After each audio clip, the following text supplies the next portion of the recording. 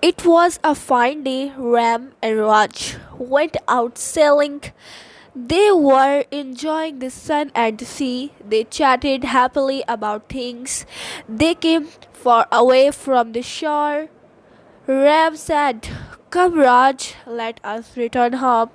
Raj agreed. The two friends turned their boat towards the shore. All of a sudden, the sky grew dark.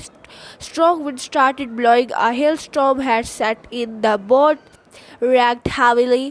The friends had no other go than to jump in the sea. At that moment, a plank came floating the way. Both the friends jumped at the plank and held it tightly, but to their despair, they found that the plank was too light to hold two persons.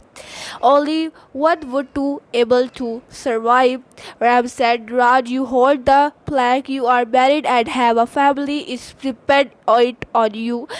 Raj said, "Ram, you have a mother and a sister. You hold on the plank." Ram said, "If I die, you can support my family, but I would be inappropriate for me to support yours." Saying so, Ram let go of the plank and he washed away by the storm. Raj survived the family and his